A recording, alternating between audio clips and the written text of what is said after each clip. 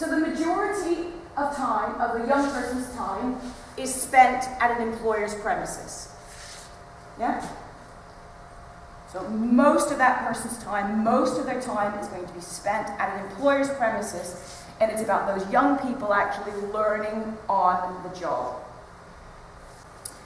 Some supported internships use one large employer. Some supported internships use a wide range of employers. And obviously, you have to then, there's pros and cons about how many employers you work with. Obviously, if you're giving people quite intensive support because the majority of time is spent, it's thinking about how you're going to be supporting those people across all of those employers. When people actually come on to supported internships, the young people, it's not work experience, but they will be in a job with an employer. And those young people, it's not paid because it's a learning program. But young people will be expected to sort of comply with real job conditions, such as timekeeping and dress code and all of that kind of stuff. And those, that's quite important, actually, I think, in terms of actually learning what it's like, how to be at work is quite an important thing. And again, that kind of goes back to the partnership bit, because the employer is going to be setting. It's not just about the colleges, perhaps maybe sort of policies and procedures around things like attendance management and all of that kind of stuff that colleges have in place for young people. You have to work in partnership with employers because you're going to kind of need to balance what those policies and procedures are within the college as to what the policies and procedures are with an employer, because undoubtedly they're going to be different. Another one of the key principles is something called systematic instruction, so a method which is specifically designed to help people with complex learning difficulties, learning tasks is used. It's often called training in systematic instruction. Some people might have heard it by being called TSI. But it's a way of actually breaking things down into small steps and using a variety of different types of prompts and reinforcements to help people learn. Very, very powerful way of actually teaching people. Because what you're actually wanting to do as part of supported internships, it's a learning program. It's a program of study. So you're wanting people to progress throughout.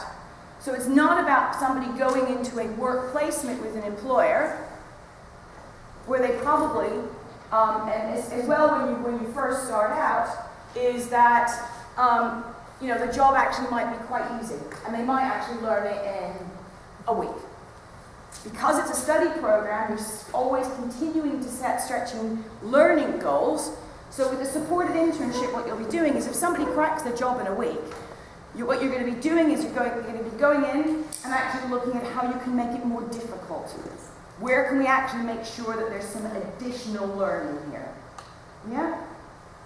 So what you're wanting to do throughout the course of study is that you're wanting to make sure that it's often called layering of skills. So as well, you're kind of layering skills on. And as well, what you're going to be wanting to do is make sure that learning goals are set as it is a study program in terms of English and maths. But a lot of that can be functional skills about what those young people actually will need to do in a place of work. So it could be about how you deal with money, and it could be how you read instructions. So it doesn't necessarily have to be around qualifications, depending upon where somebody is in terms of level. Supported internships will have the young person and the employer supported by a job coach and a tutor. So you need both. Because obviously you need the tutor in terms of making sure that people are actually, you're getting those qualifications, and as well, it is a program of study, so you need a tutor in terms of drawing down the funding. But the job coach is quite a unique role. And again, when I go on to talk about partnerships, I'll talk about the different ways that you can actually think about how you actually have that job coach. It is a very, very unique role, a job coach, because the job coach is going to be making sure that people are very much learning on the job of how to do their jobs, and the job coach will also be supporting the employer. The last key principle is that young people need to continue to be supported after the course of study. And that's about very much about making sure that you're not putting a further cliff edge in the system. I'll go on later to talk a little bit about what that kind of looks like. There's a variety of different ways of doing that through a variety of different programs. But it's going to vary very much different from locality to locality, because each area has a different blend of provision that people can move on to. In some areas, like Surrey, because Surrey is very, very lucky, because the local authority actually funds supported employment. In some areas, you've got DWP providers that provide something called work choice, and that might be an appropriate program. You have programs as well like Access to Work for people who do get moved into paid employment that can fund their ongoing support. I know with some of the colleges that are trialing supported internships, they're developing their own in-house supported employment.